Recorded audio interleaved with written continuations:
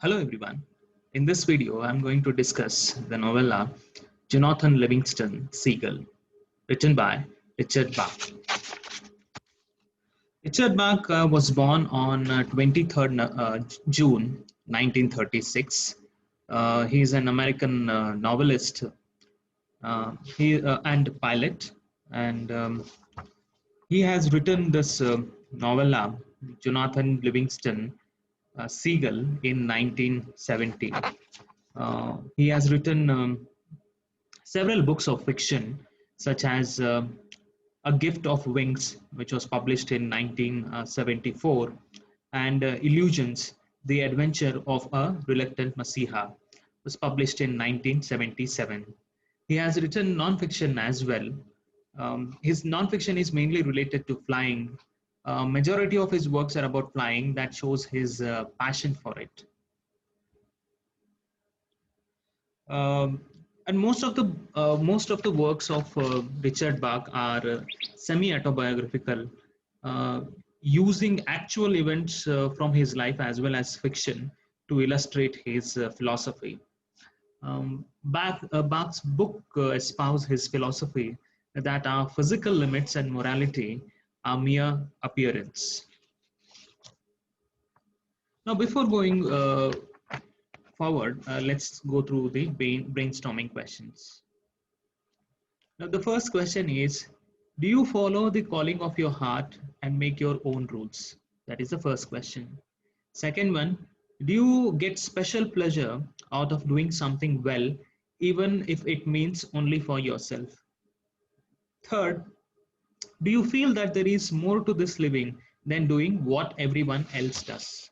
Now, these are the three fundamental questions, and everybody in his lives, will have doubts and dilemmas regarding these three questions. We all have, we will. Some things will be very close to us, but do we really pursue them?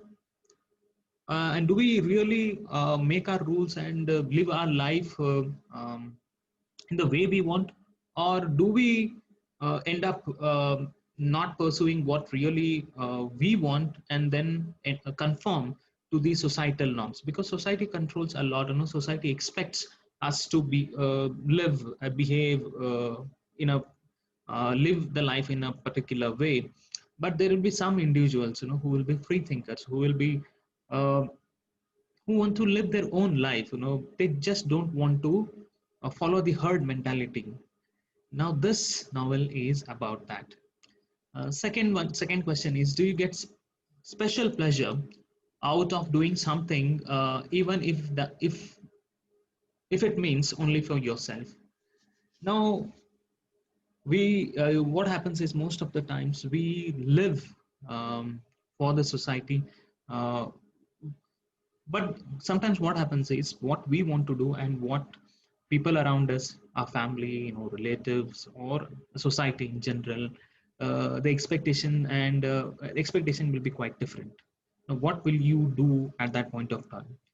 Will you um, will you agree with what society or your parents say, or your relatives or friends say, or do you follow your heart, or do you do something which you really want to do, even if it means it gives a lot of pleasure to yourself? Now, this is the question that you have to think about. Do you feel that there is more to this living than what everyone else does? How do you, what is the purpose of life, is one of the questions that human beings have pondered for centuries together. And there is no one answer to it, because uh, nobody can define life. There cannot be one definition of life. Life is so diverse, so complex, that it is very difficult to have one definition. So everybody finds the meaning of life. One can find the meaning of life by living it. You live it, and then you give meaning to it. So does that mean you have to live? Do we live like everybody else, or do we have to find our own path, or all our path is the path as described by the society or our family members? Is that the path, or do we have to carve a niche for ourselves, a different path? Um, Now that is the dilemma, because straying away from the society, the path which the society expects you to treat, is very difficult. There will be a lot of difficulties. Will you pursue that? Now that is the question. Now here is in this novel, you will find that the seagull actually uh, finds finds its own path rather than following its flock. Now that is the crux of the story. Now this novella is a fable. Now fable is a short story which provides you a moral lesson in the end.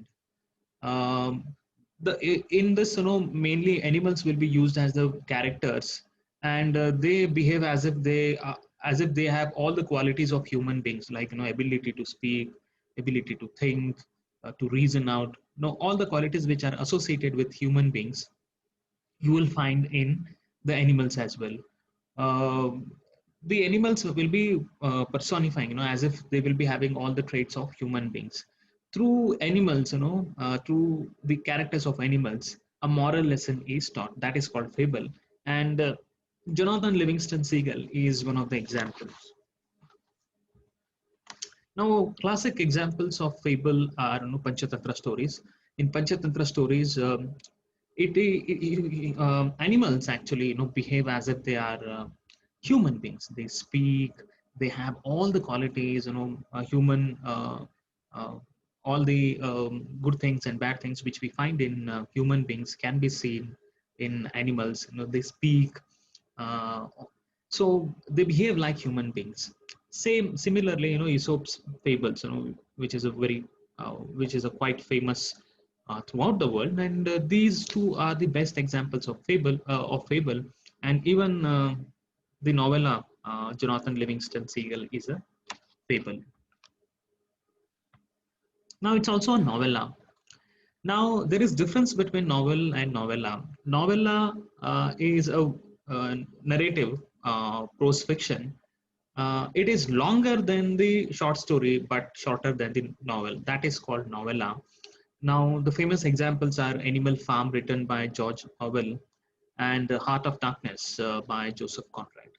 So, this particular work that we are studying is both fable as well as novella. Now, on the screen, you are seeing the picture of seagull. This is seagull, and one of the, we will be studying the life of Jonathan Livingston Seagull, one particular seagull here. Now, these are the pictures of seagull flying. Now, Jonathan Livingston Seagull is a story of a seagull, who aspires to fly faster and higher than other seagull. Now, because the seagull is trying to be different from its flock, and in its desire to fly higher and faster, it gets banished from the flock. While the flock adheres to the coastlines, fishing liners, they don't. They are not ambitious. They don't want to um, reach their potential. They don't want to test their potential. Here, but Jonathan Livingston Seagull is quite different from the flock, and it is because of this, it gets banished. And when it gets banished, from that point, the spiritual journey of this seagull begins. Now, there are four major characters in this novella. First is Jonathan Living Seagull, who is the protagonist of the novel, and he is often called and it is often called called as John by his friends as well as students.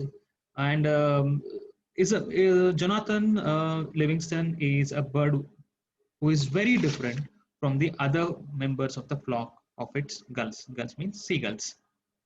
It is obsessed with flight, Jonathan does not see point in flying slowly and gracelessly only in the pursuit of food. Um, as Jonathan studies Jonathan studies flight on his own. Um, um, he learns about aerodynamics, speed, and abilities to improve. Uh, However, he learns on all these abilities on its own, but it doesn't impress the other seagulls. Instead of acknowledging what Jonathan was doing, they banish Jonathan from the flock.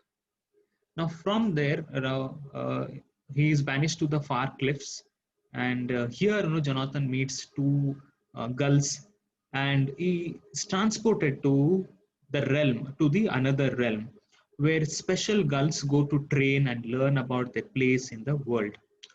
And there here Siegel actually the Jonathan meets two other characters with the help of Chiang and the elder gun girl. Jonathan begins to see the past, the limits of the body. He realizes that his mind, spirit, and body exist across the space and time. He masters instantaneous transportation. He brings the things he has learned back to earth and gathers a small group of pupils who he instructs in flight. And one day, feeling he has succeeded in his mission, but wary of the rumors that he is divine or even the son of the mythical great gull, Jonathan begins to shimmer and ascends to heaven, leaving his legacy in the hands of his star pupil and friend, Fletcher Lind Seagull. And in the years after Jonathan's passing, his methods, against all odds, become revered the world over. And the worshipful cult of personality that crops up around Jonathan feverishly overtakes the earth. Jonathan is humble but ambitious, and his curiosity, drive, and desire to help others above all else, combined with misinterpretation of his messages and his simultaneous deification, make him an analog and an allegory to the biblical figure of Jesus Christ. Now, the second character is Fletcher Lind Seagull. Fletcher Lind Seagull is a young gull who, like Jonathan, is drawn to experiments with flight.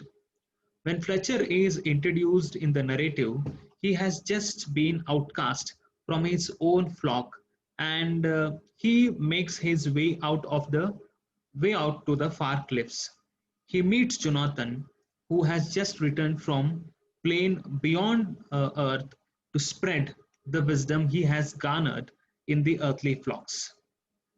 Fletcher becomes Jonathan's friend and pupil and is a nearly a perfect flight student due to the combination of his strength and dexterity along with his blazing drive to learn.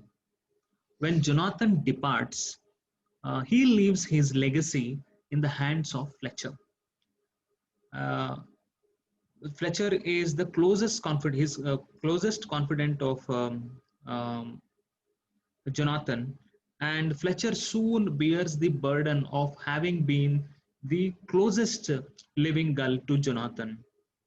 Fletcher must contend with his own specific kind of celebrity then, and even in death, Fletcher is revered as a chosen, special friend of divine Jonathan Livingston Seagull. Now, the third character, Chiang, the elder gull of Jonathan's new flock in the plain earth beyond. He is enormously skilled flyer and has been empowered by his age rather than like other most of the elder gulls. He begins to understand that his true nature is as every gull's true nature is everywhere at once across the space and time. Chiang's instruction is instrumental in Jonathan's evolution and progression, and with Chiang's help, Jonathan is able to traverse great distance in the blink of an eye. The next character is Anthony Seagull. Anthony Seagull is a doubtful bird who lives in the time 200 years after Jonathan's departure from Earth. Anthony wonders what the meaning of life is and refuses to believe in overzealous doctrine that canonized Jonathan and has overtaken much of Seagull life.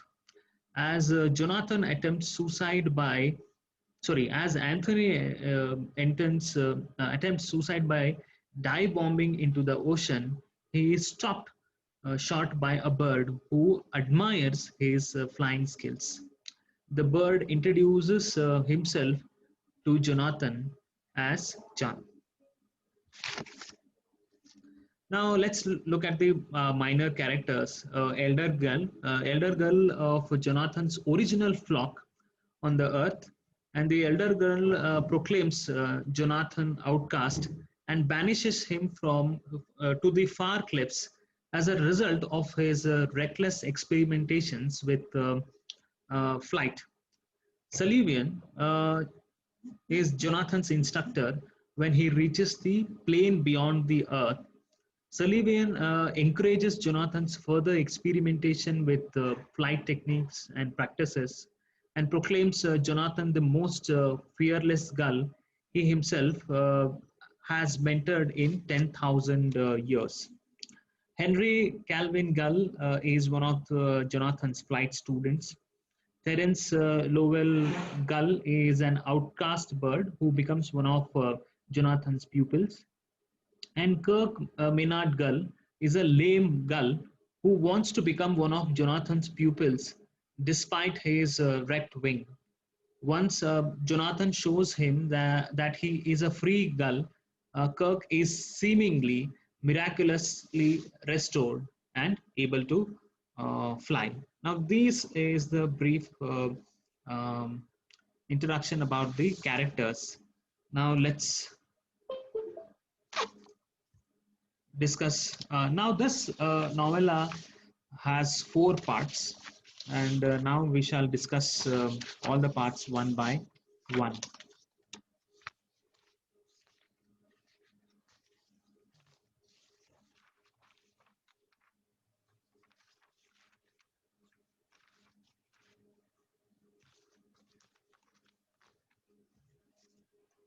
Now, let's begin with part 1. It is morning and the sun is sparkling across the calm sea.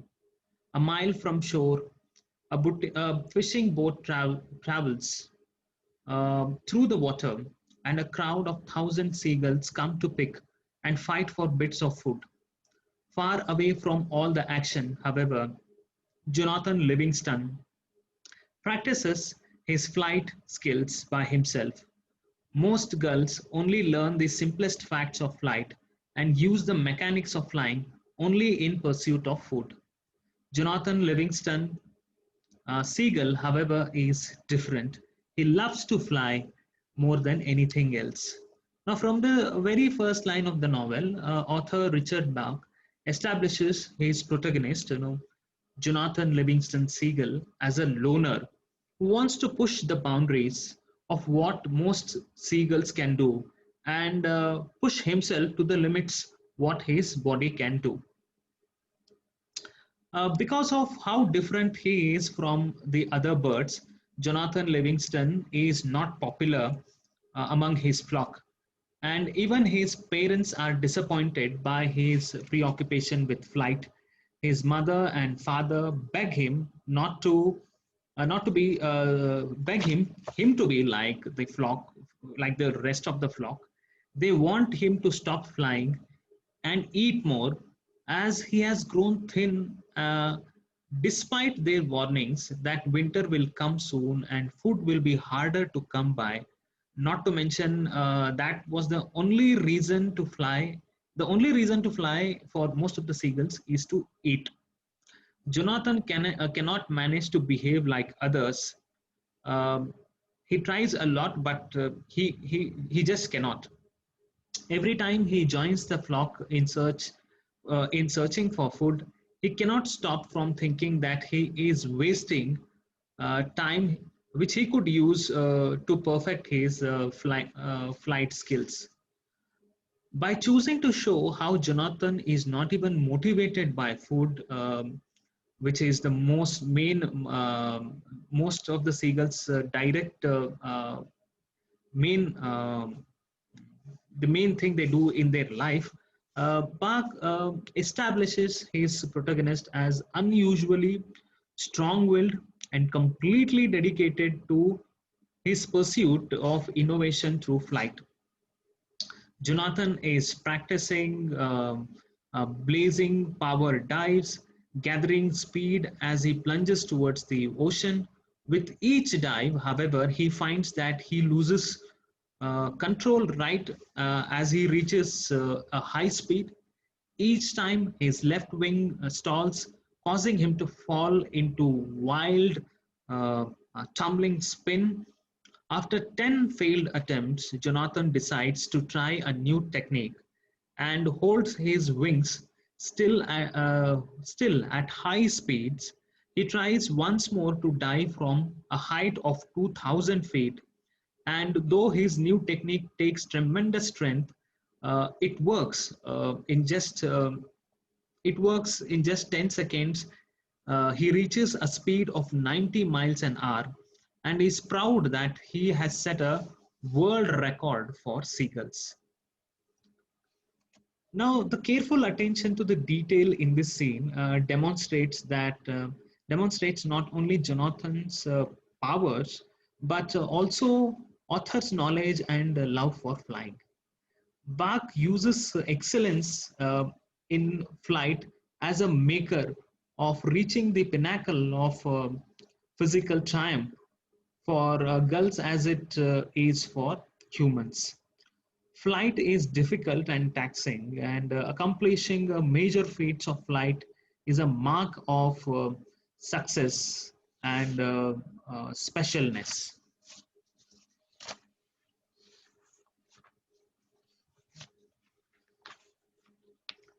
Jonathan's pride in his victory, however, is short-lived, as soon he begins his pull-out from the dive, he snaps into the uncontrollable disaster of a tumble and smashes out of the sky into the brick-hard ocean. When Jonathan regains consciousness, he finds himself floating in moonlight on ocean's surface. He feels like a failure and wishes that he would drown. At the depth of his misery, he tells himself that he is limited by nature and not meant to learn about flying after all. He decides to fly home to his flock and try to be content, knowing that attempting normalcy will make everybody else happy. He pushes out of the water and flies low and slow back to shore, promising himself that he will, from now, fly like every other seagull. Now, if you see, Jonathan has failed. He thought he was being innovative, and his shame in realizing that he was perhaps just being foolish and wasting time cuts him so deeply that he decides to give it all up.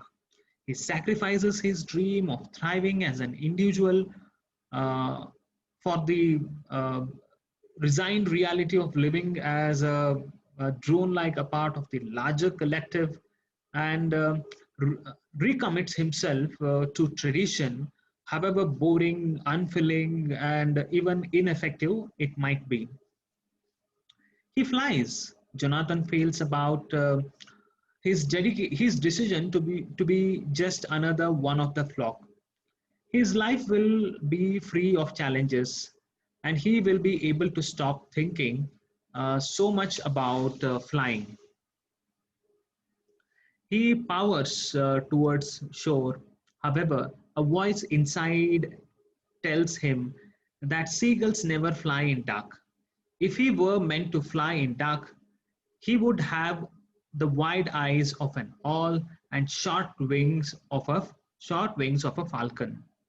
In an epiphany, Jonathan's resolutions dissolve, and he realizes what he is missing: short wings. The thing is, Jonathan cannot hide his true feelings, however hard he tries. He is a seeker and an innovator at heart, and even as he prepares to rejoin the flock, he cannot stop the wheels of his mind from turning and showing him how he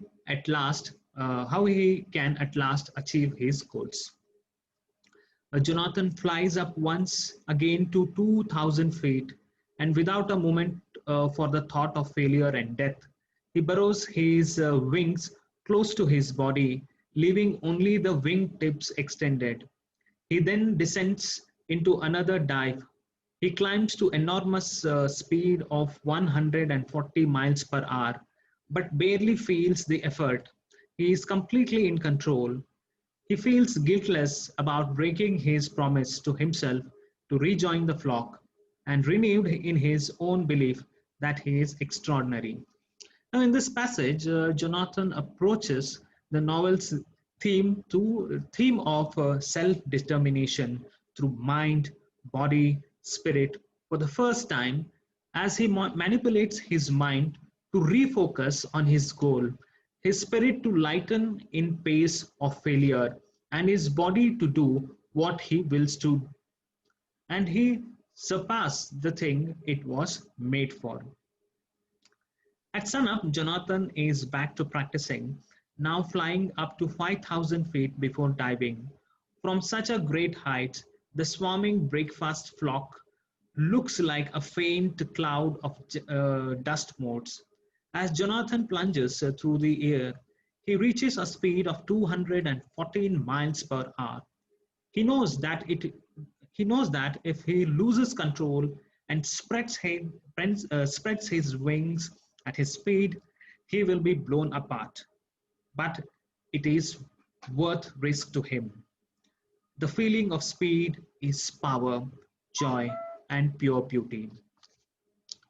Again, Jonathan risks his very life in the pursuit of a new and exciting goal.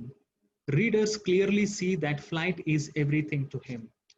Flight gives him life, and if he dies in pursuit of triumph in flight, then so be it. To do so would be to die in the midst of pure beauty.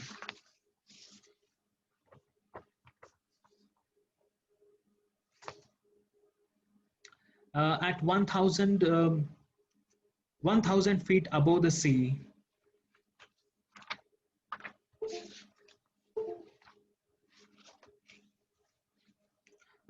Jonathan pulls out of his dive, but finds that he is about to fly right into flock of gulls. He cannot stop. He does not know how to navigate at such a high speed, but knows that collision means instant death. Jonathan shuts his eyes and prepares for impact, but by some miracle manages to fly directly through the center of the flock, slowly to 160 miles per hour, and then 20.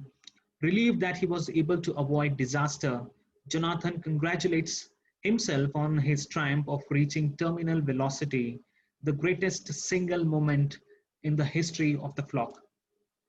It seems as if Jonathan will fail once again on an even more lethal scale.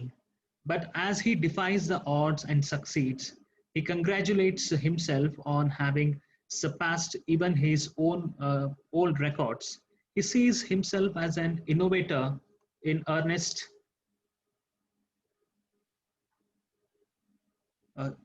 earnest now, and more than that, as a being separate from the rest of the flock, the greatest of them to ever exist.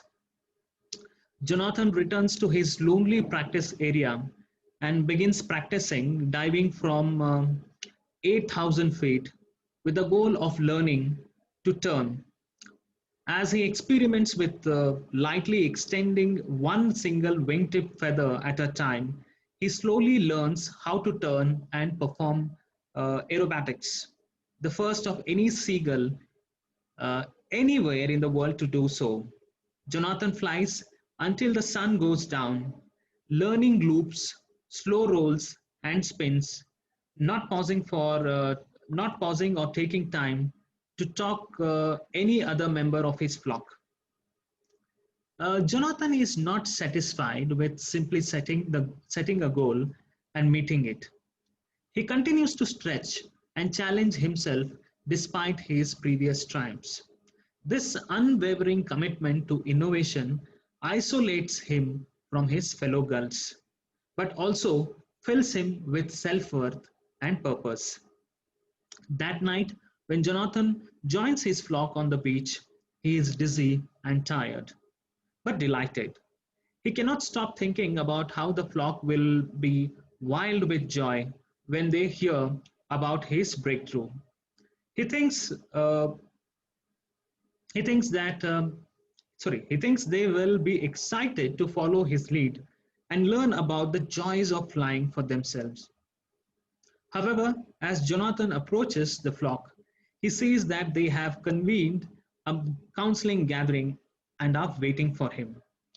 Now, as Jonathan heads home to his flock, he is dreaming of glory for himself, but is almost excited by the prospect of being able to include his peers in his joy and triumph and help them experience how wonderful and liberating the flight can be. But contrary to his expectation, a counseling meeting is convened. The uh, the elder girl calls Jonathan to stand to center, a command which Jonathan knows signals either great shame or great honor. As he takes his place in the center, he humbly thinks that he does not want to receive any honors. He only wants to share what he has learned. As Jonathan takes his place, the elder commands him to stand to center, not to honor, but to shame. Though Jonathan has given himself his share of praise, as the moment of truth arrives, he realizes he does not want any honor or glory or status. He simply wants to share with his flock and bring them into his joy too. But contrary to his expectation, he is about to be shamed. Jonathan's knees go weak and he feels as if he has been hit by a board. He knows that his fellow gulls do not understand him. As the elder gull condemns Jonathan for his reckless irresponsibility and for violating the dignity and tradition of the gull family. Jonathan knows he will be cast out of gull society and banished to live on the far cliffs. As a final reminder, the elder tells Jonathan that only point to life is to eat and stay alive as long as one possibly can. Jonathan raises his voice and speaks back to the council flock, though such a thing is never done. He begs them to see that he is, in fact, being responsible, as there is nothing more responsible than seeking a higher purpose in life. The flock, however, will not hear his words. They turn their backs and cast him out. Despite Jonathan's self imposed isolation and his repeated rejections of his parents' attempt to reintegrate him to the flock, being forced out of the community hits him hard.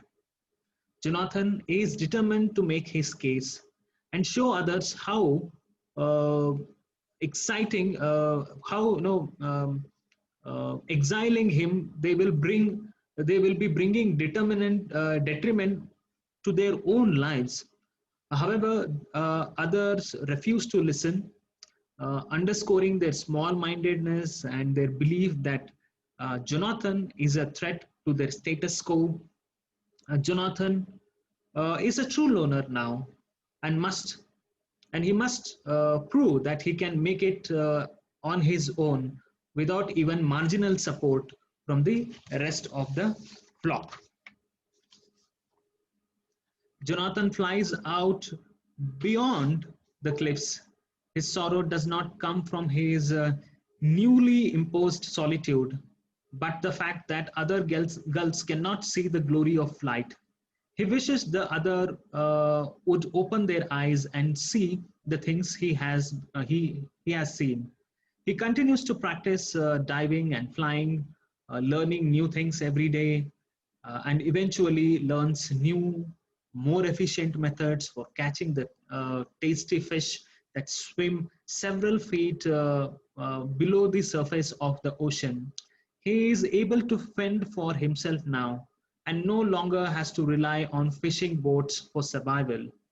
He learns how to sleep in the air and how to ride the winds inland to hunt for insects. Now, after being banished, Jonathan does fine on his own. He still wishes that others could share in the joy he has found, emphasizing that he longs for an encouragement. Encouragement from the community. His old flock is blind to the joys of flying, though wrapped up as they are in their narrow-minded tradition. um, as Jonathan doubles down on his commitment to exploring the limits of what his body can do in flight, he finds a new methods of eating that would actually help his flock better meet their goals of eating and staying alive as long as possible. Jonathan had hoped he would be able to help the flock discover all these tricks, but now he resigns himself to using and perfecting them alone. He is not sorry for the price he has paid. He realizes now he is free that boredom, fear, and anger are things that makes a girl's life so short. Free of all these entrapments, Jonathan goes on to live a long, fine life.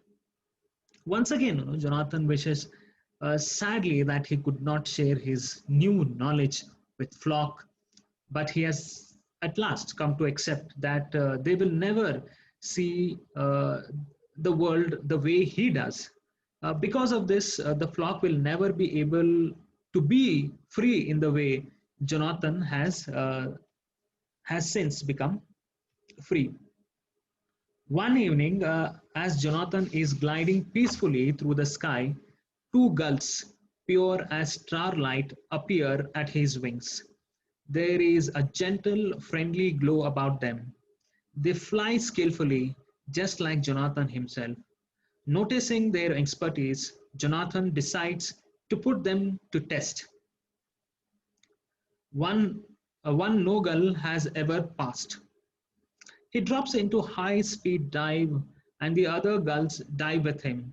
He twists into roll and other gulls roll too. Pleased with others' skill, Jonathan slows down and asks who they are. They respond that they are from his own flock. They have come to take him higher and take him home. Jonathan is shocked to encounter two gulls who can fly as gracefully as he can. When they say they are from his own flock, he can hardly believe it. Here, Richard Bach leaves it up to the reader to decide whether these gulls are from Jonathan's home flock uh, and have taken up his tradition in his long absence. Alternatively, these gulls may be speaking about a larger spiritual flock connected to like minded ideology rather than home, family, and tradition. Jonathan replies that he has no home or flock because he is an outcast. He also confesses that he is flying at his peak, give or take a few hundred feet, and can lift his old body no higher. The other girls insist, though, that Jonathan can go higher. One school is finished, and the time has come for another to begin. Jonathan finally understands it is indeed. He realizes time to fly higher and go home. He looks across the sky one last time and then says aloud that he is ready. He rises with the other two gulls and disappear into the dark sky. Though the prospect of moving on is a frightening one, Jonathan's courageous spirit pushes him to take yet another leap into the unknown. This choice suggests that Jonathan's innovative spirit will help him to transcend boundaries he has never imagined before. Now here we come to the end of part 1.